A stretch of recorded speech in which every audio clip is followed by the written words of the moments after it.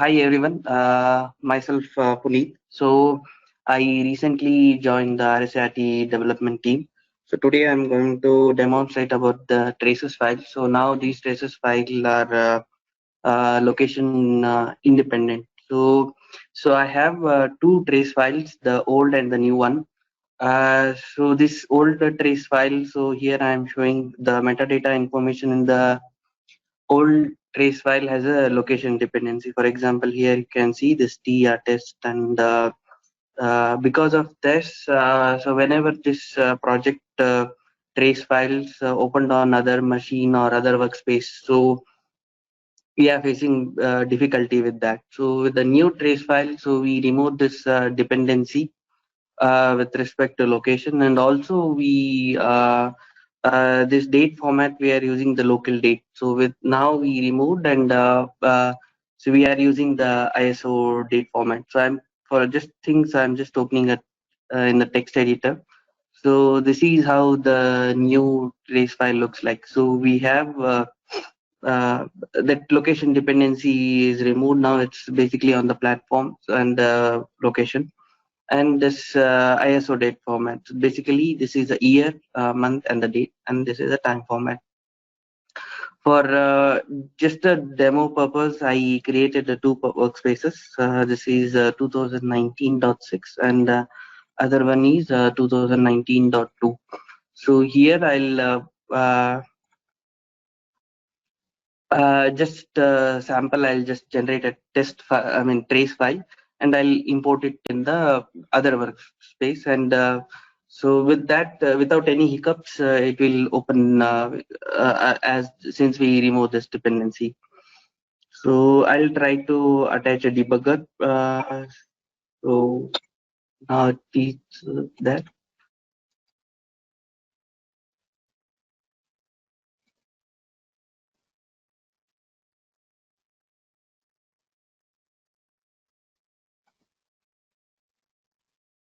So now I'll resume it.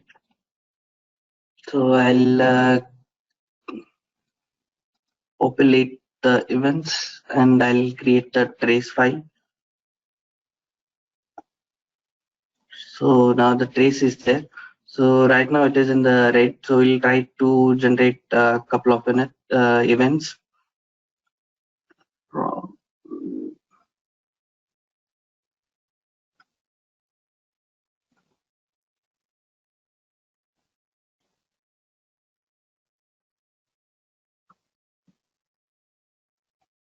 So we'll save this trace file and terminate it. We'll move to C++ perspective. So now this trace file is generated. We'll copy the same in some other folder. So right now I created a demo project, and I'll press here. Now I'll try to import the same thing in other workspace. So that is, as I told, 2019.2. So import projects. So this is a demo project, and then finish.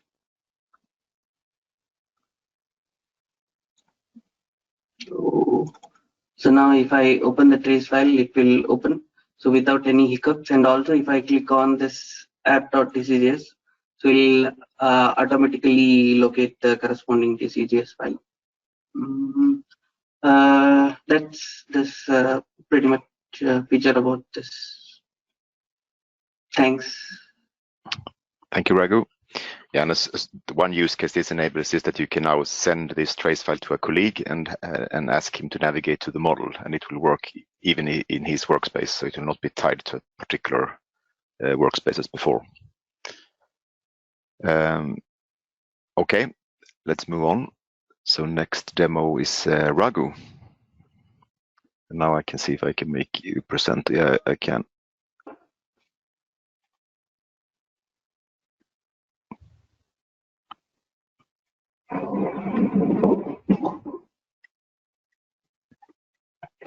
Hello everyone, this is Raghu. I'm working as a developer for RSAT team, and in this sprint I have worked on a usability enhancement to show the fully qualified path of a type for an attribute. So initially, when I started with the task, I started with the investigation of showing the fully qualified path in the Project Explorer, as well as the tooltip in the Properties tab. So after implementing the feature for the Properties tab, we realized that showing long names in the property tabs may not be a good user experience. Then we constrained ourselves to show it only to the properties tab. So this feature is about like previously this tooltip was not showing the fully qualified path of the type which it is associated with. Currently we can see it is showing the fully qualified path including the package. So if I select a different type for this, that will be shown accordingly. You can see it is showing the package CPP model and the interface ITest.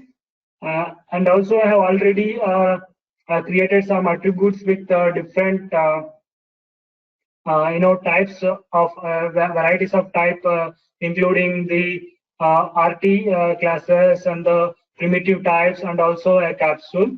So if I click the attribute 4 and see the fully qualified path, it shows the tab where we can see here is the capsule which is present in the CPP model package, and this is very helpful in case of if we have a very nested types. For example, here I have outer class, inner class.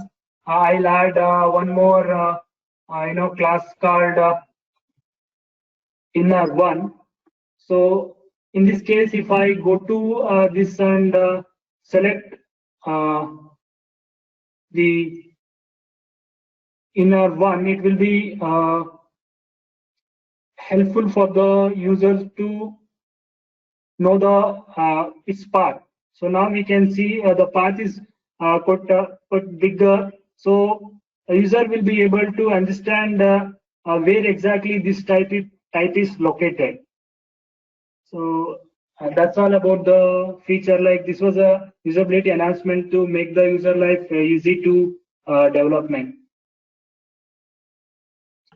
Thank you, Raghu. Yeah, I can mention one useful thing with this is that we have seen in the past that people by mistake use the wrong version of native type, since in the past we had, for example, different versions of integer, and those can still linger around in models, and hopefully this is a way to find out such errors more easily.